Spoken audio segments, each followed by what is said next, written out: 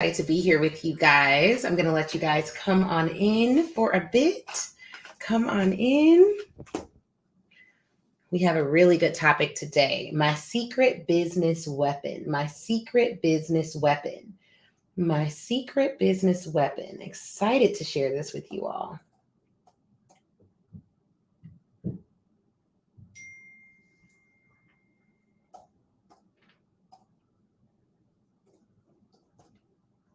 So while we are waiting to get started, if you have anyone who could enjoy this particular video, or you have joined me in the past, so you know that our live videos are full of juicy details, then what I want you to do is invite them in, because we're going to start in just 30 seconds. And we're talking about my secret business weapon. And we are also going to discuss, ways that you can implement this secret business weapon in your business. So I'm very, very excited about this discussion. Okay. So here's the thing.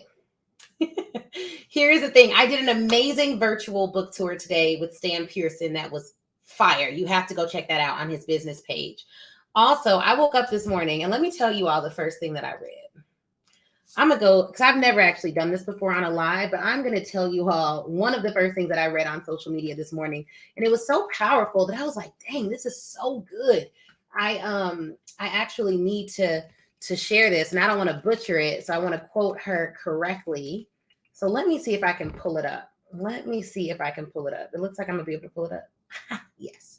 Okay. So I logged into social media this morning, minding my good business. And this was the most, it was like, I read this almost instantly after coming on Instagram to do my post for the day, etc.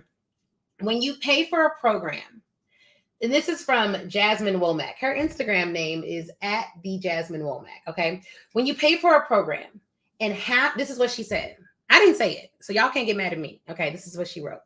When you pay for a program and halfway show up, don't do the assignments, are afraid to ask questions, allow your pride to get in the way, refuse to connect and build relationships with others, then it's not the program that doesn't work. You just didn't work it. I was like, well, hello, good morning to you too, my good sister. Okay. I read that this morning and it got me to thinking, because I have these conversations with my friends in the industry, my friends who own businesses, who coach people all the time. And I was talking to a great friend of mine, and we were discussing accountability and coaching and what that looks like. And, I was telling her that I've joined some programs where I didn't implement the exact strategy of the coach, because personally, I believe that's not what you're supposed to do. I think you're supposed to learn from what they do. And then you take the pieces of it that are relevant to you and you put your own spin on it, because you yourself are a powerful, innovative creator and thinker. So it's important that you don't go to coaches and look for things that are cookie cutter. That's not what I do. I go to coaching, I get ideas, take the idea and I flip it, right? And I've made some investments that I were like, I really didn't need to make that investment. What I've never done is not recouped my investment by way of ideas or relationships or community. And that leads me to this point. My secret business weapon, the thing that has really, really helped me to be successful over the years, is this. It's accountability. Let me say it again. My secret business weapon that has helped me to be successful over the years, that has helped my business to grow over 400% each year we've been in business, is accountability. And I want to read a piece of the book, Speak Your Way to Cash, How to Start at the Top of the Speaking Market versus Working your way up from the bottom, because there's a piece of the book that deals not directly with accountability, but it deals with a mindset that I think holds people back from being accountable. So only keep watching if you're willing to go somewhere that a lot of people aren't willing to go. And it's to a place of self-reflection. Only keep watching if you're willing to go with me to a place of self-reflection. And I haven't always been great at this. I haven't always been able to utilize this skill. And we'll give y'all a tip or something you can implement a little bit later. But I want to read this portion of the book, and I'm on page 13 of Speak Your Way to Cash, the book, which is now available for pre-order. But here's what it talks about. And let me see where I'm going to start. Okay. I'm going to read a couple of sentences and then we're going to talk about this secret business weapon and 5 steps to implement it in your business so that you can have unimaginable success. Have you ever heard people say what they made speaking at a virtual event and said, wow, I could never make that? Well, that's what I call divorcing yourself from success.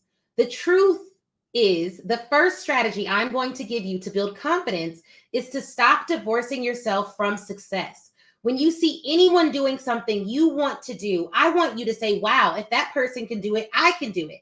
Find commonality with successful people. I often use this example, and it's a bit dramatic, but it's true. If I wanted to start a large tech company, like something that rivaled Facebook, I would look at Mark Zuckerberg and say, if he can do it, I can do it. Why? Well, we have some commonalities. We're both human. We both bleed red blood. We both attended college, and the list can go on and on. Do you see what I did there? I found commonality with someone that many would think is quote unquote better than them. Let me be the one to tell you that not a single person walking this planet is better than you, not one. People just make different decisions. They might have a different path, but you determine your choices. Make choices for which your future will thank you. Reading this book is a good place to start. That's just an excerpt.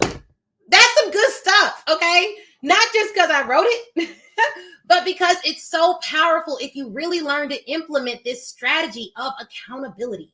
Now, let's talk specifically about divorcing yourself from success and how that literally impedes your ability to get more out of life. This feels, let me say this, because I know some people believe, when you talk about mindset, when you talk about these things, it can be fluffy, like, oh, that's fluff. That doesn't really matter. I can tell you for sure, every 7-figure earner, every person who's built a 7+ figure business, 7, 8, 9, 10, all those people work on their mindset. Religiously and intently. We have, you all know I do a group coaching program, and we're going to do it maybe even the last round next year, but we're going to do it one more time at least in some capacity. And we had someone come and speak to our speakers who is a legend in the speaking business. His name is Jim Cathcart. He has done over 3,800 paid professional speeches. Not only that, he's done it all, has written several books, was the president of the National Speakers Association, has been speaking for more than 50 years, more than 5 decades, and he still loves what he does. When he was telling them how he built his speaking business, he very clearly explained what he focused on first was reading books on mindset, not strategy, not tips, not sales, not any of that. It was mindset. I talked earlier to Stan Pearson, who's someone I greatly respect in the speaking industry. And what he asked me was like, what do you say to the person who's like, I don't believe you can make 6 or 7 figures from speaking? What do you say to them? And I told him, one of the greatest lessons my father taught me, my dad is someone who went from the projects to literally building a 7+ figure business in the 90s, doing mortgages and real estate and all that. So one of the things that he taught me was like, if you're down to your last $5, what you have to do almost immediately is change your environment so you can see more and therefore you can be more. But like, it sounds cliche, but he literally was like, if I'm down to my last $5 or $10, I would go to one of the nicest hotels in the city of Chicago. I would always get a seat by the window and I would order coffee. I could afford the coffee. And what he would do from there is he would dream his way out of his situation. He would literally think his way out of his situation. He would pray, he would get recentered. But what's important about that isn't so much that he, ordered coffee. It was that he changed his environment so that he could change his thoughts, so that he could change his actions.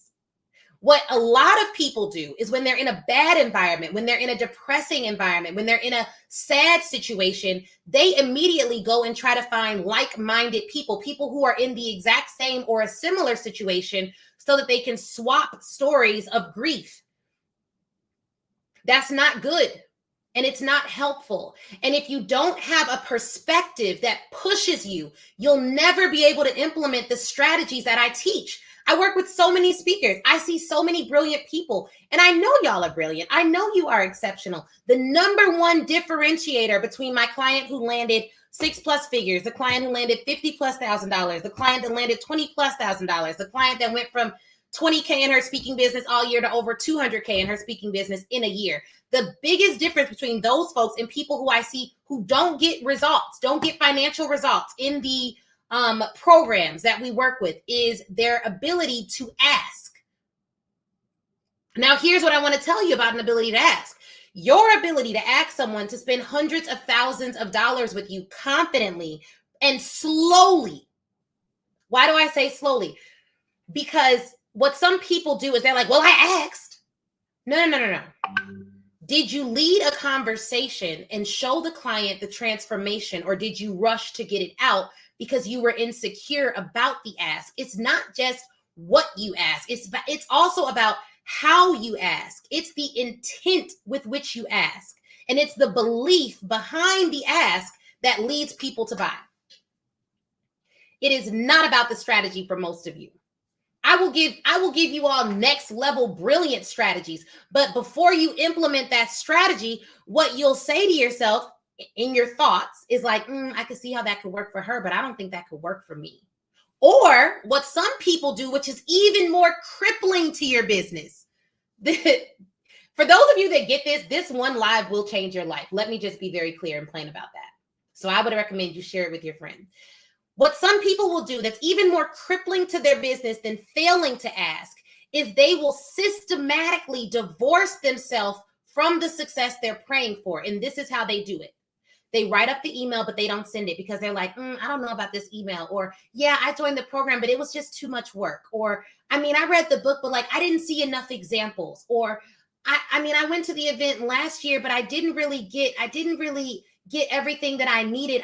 That stuff wouldn't really work for me. Let me be very clear about what people do to literally protect their pride. What people do to protect their pride is they systematically and strategically use external excuses to validate their inaction. Let me repeat that. What people do to protect their pride is they systematically and strategically use external examples.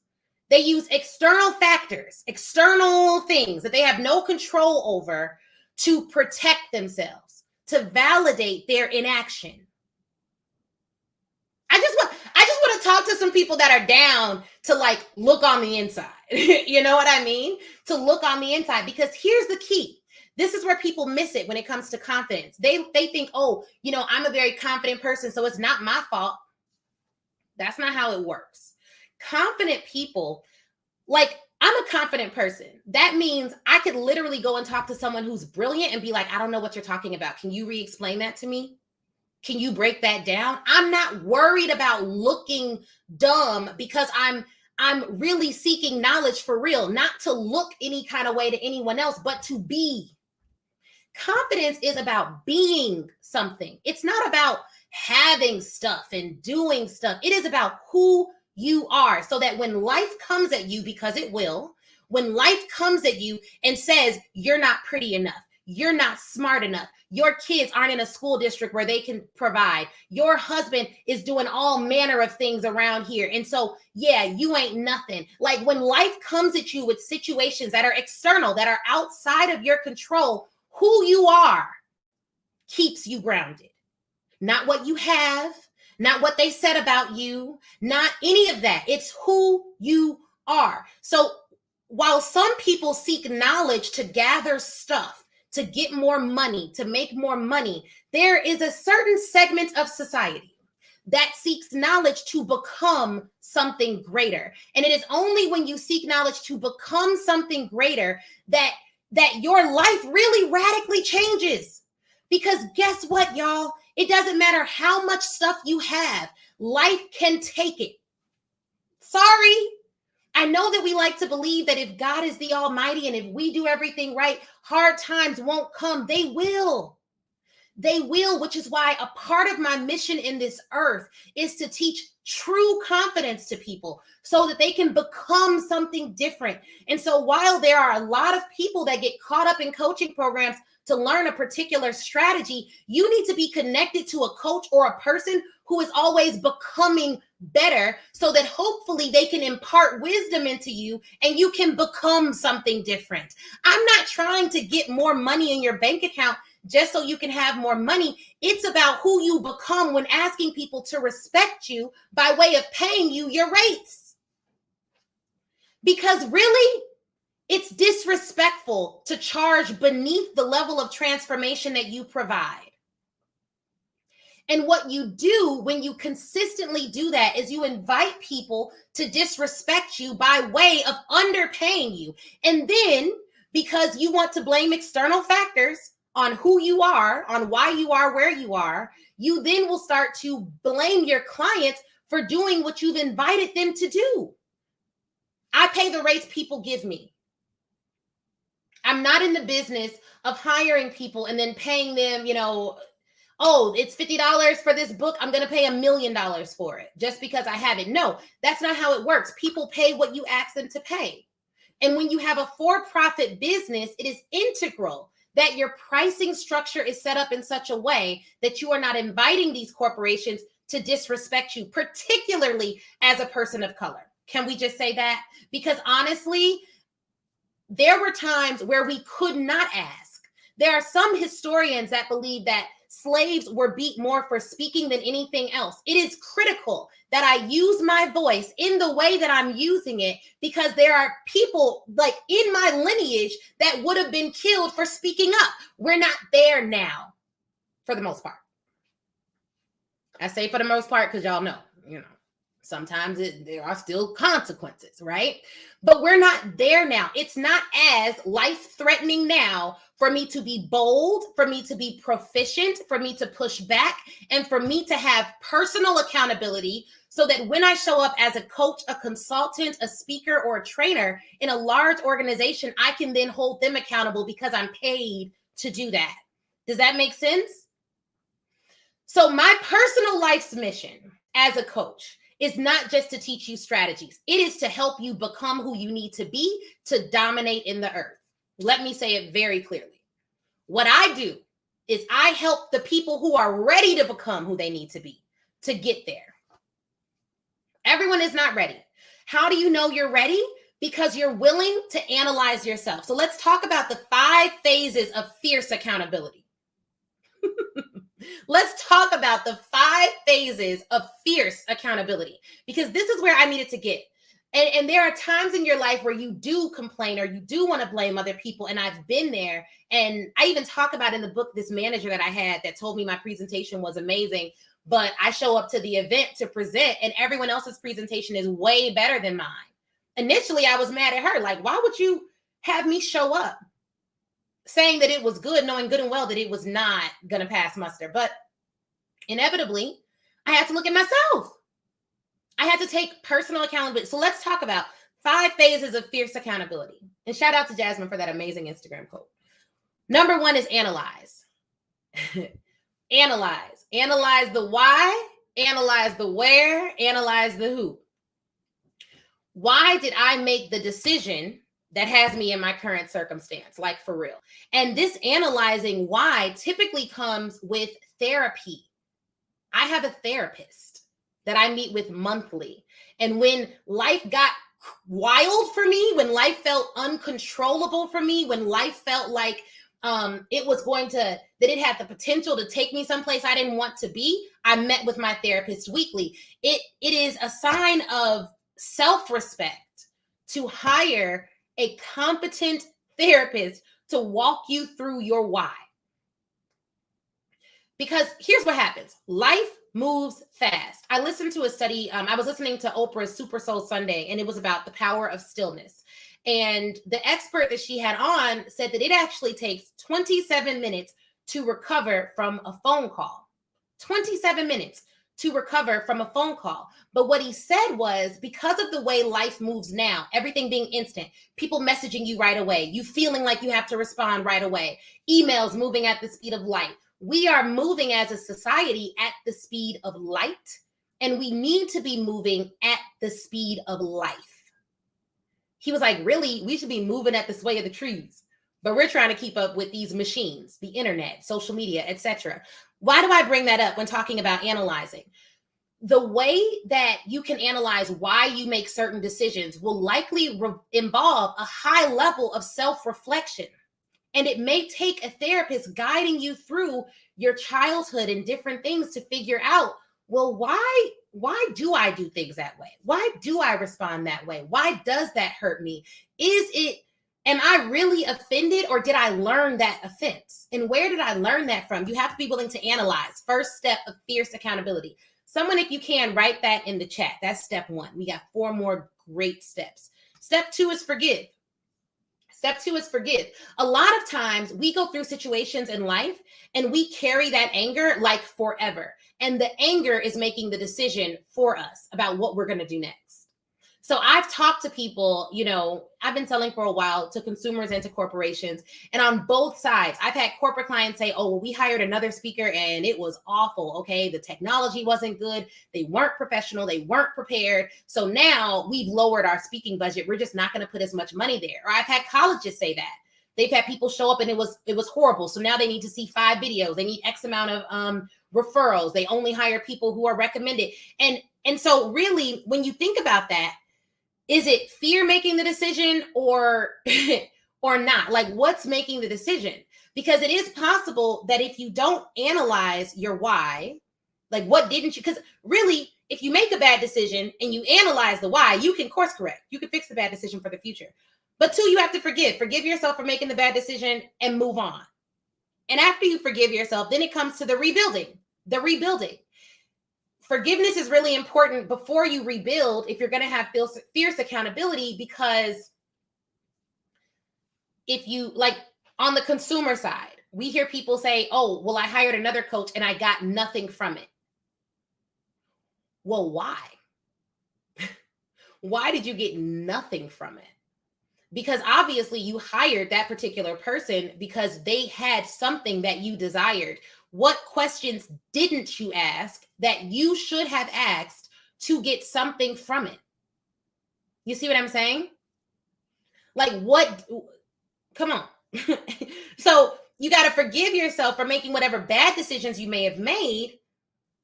But then it comes to the rebuilding. You have to keep making decisions, and quickly.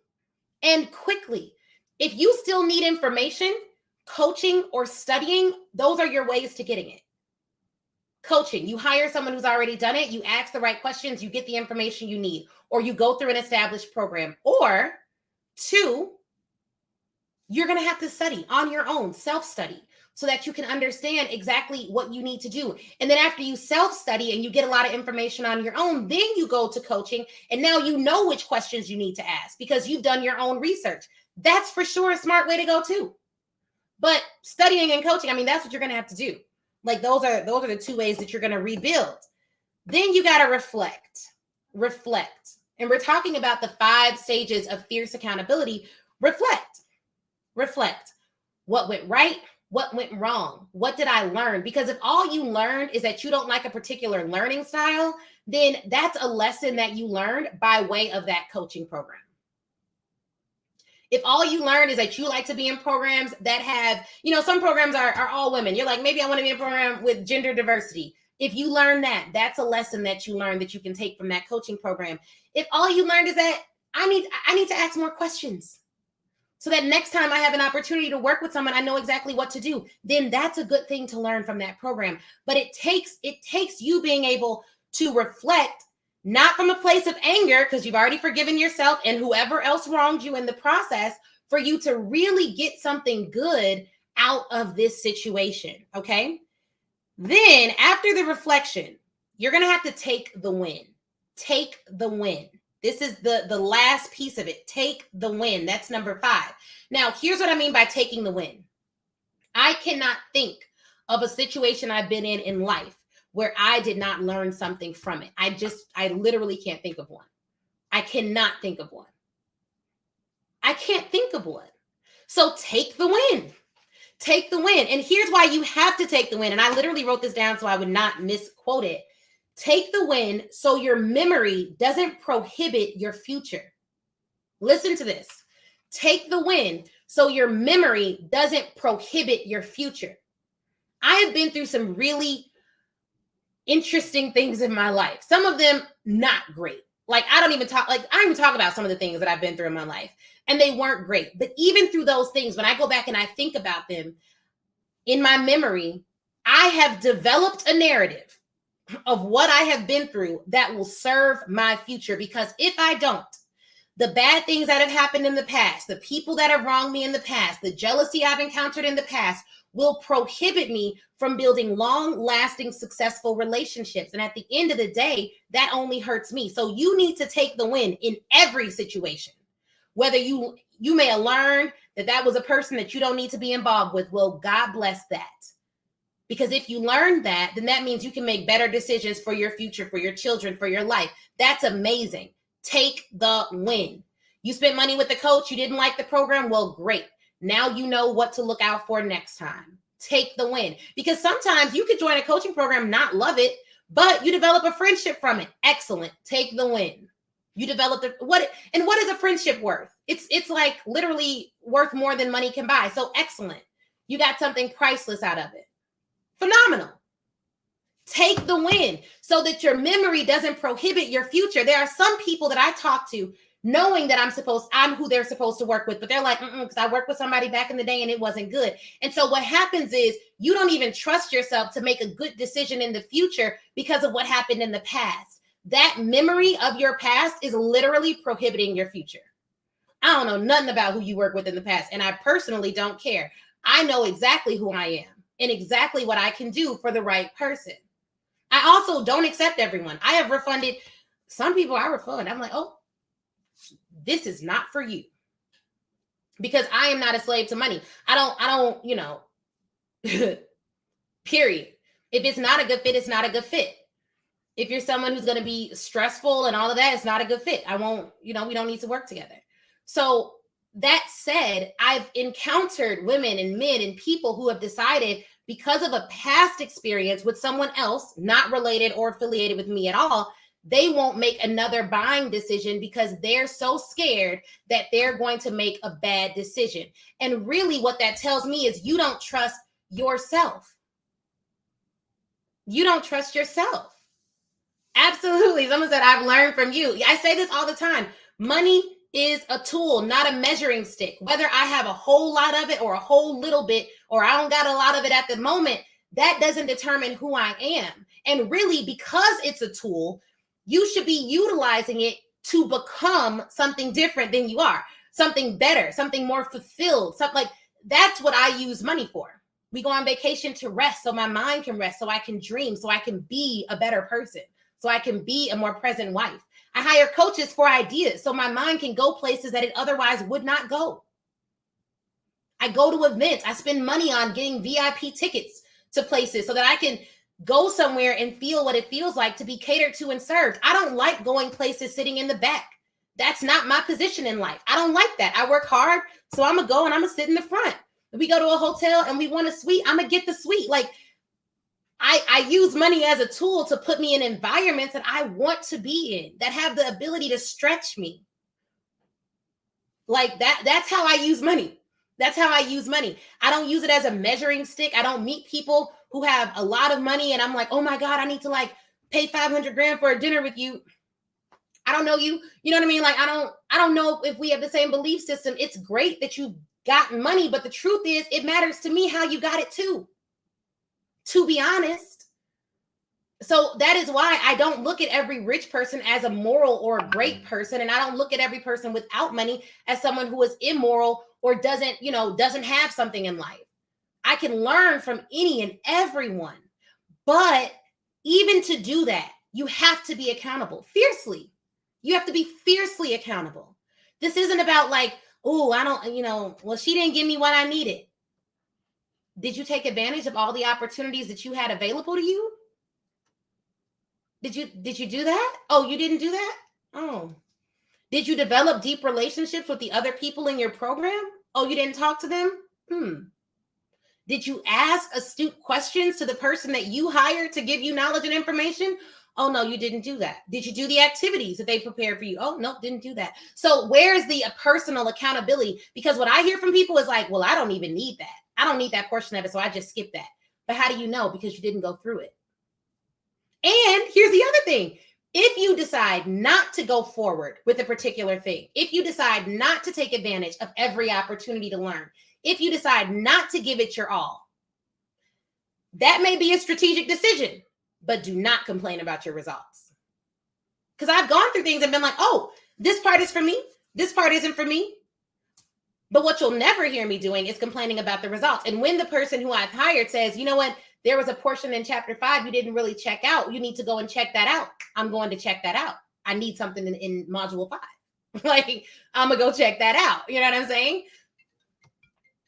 So you just have to be really careful about your level of accountability.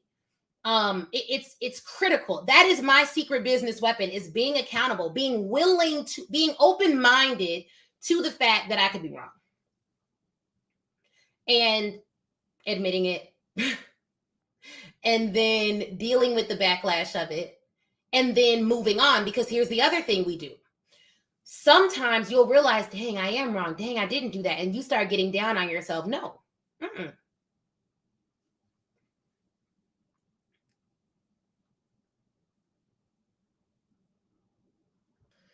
So you want to be very, very, very clear that you are not someone who's not being accountable. Like, you have to have accountability. You have to implement fierce accountability. So number 1, stop divorcing yourself from success. Number 2, implement fierce accountability in your life. There are 5 steps that we talked about today. 1, analyze the situation. 2, forgive yourself. Forgive yourself for whatever it is that got you where you are. 3, rebuild. Rebuild after forgiving. Rebuild after forgiving so that you can make clear-headed decisions about your future. 4, reflect.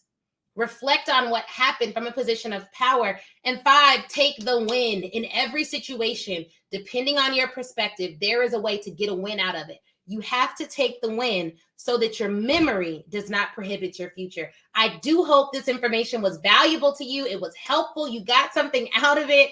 And if you're someone who's like, I'm accountable, I'm ready to go to the next level, I'm ready to dream bigger than I've ever dreamt before, I want to start selling to corporations, I want to develop my skill of sales in a way that is significant to my business, then I want to see you at Speak Your Way to Cash Live 2021. Now, look, y'all.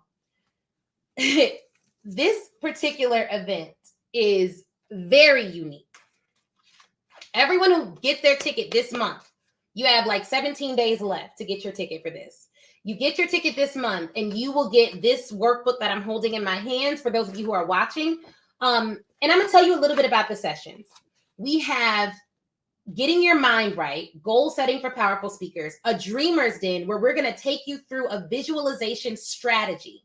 A visualization strategy that will help you to dream bigger than you've ever dreamed before about your business, mastering the corporate landscape, building your framework and positioning your solution for profit, pricing pathology, setting and framing your price to serve you and your clients, exploding your brand with TV exposure, developing a hot list of future clients, assembling your 6-figure package, pitching to corporations with ease, a language lab where we'll actually give you the language and the skills that you should use during different situations on your sales call. So like, if there's a timing objection, what do you say?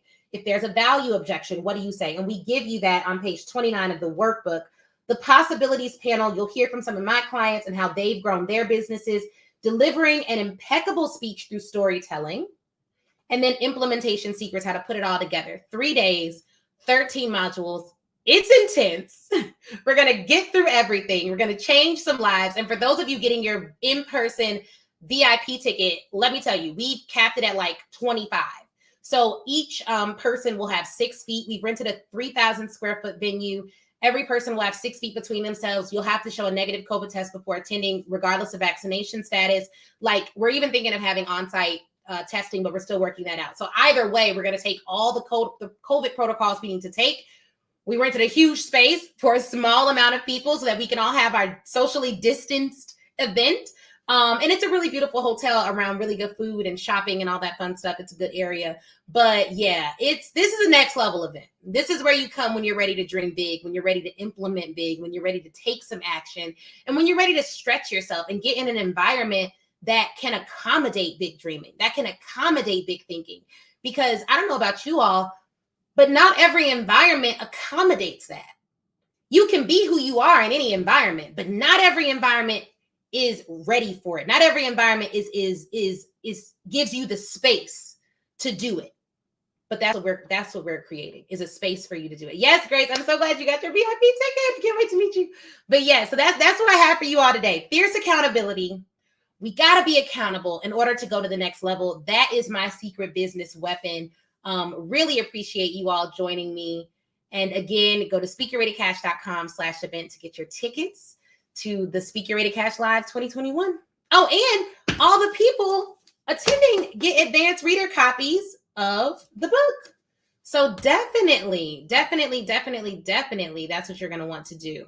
So I really appreciate that. Appreciate what you all have done. Appreciate your feedback about the live videos. And I will see you guys in November.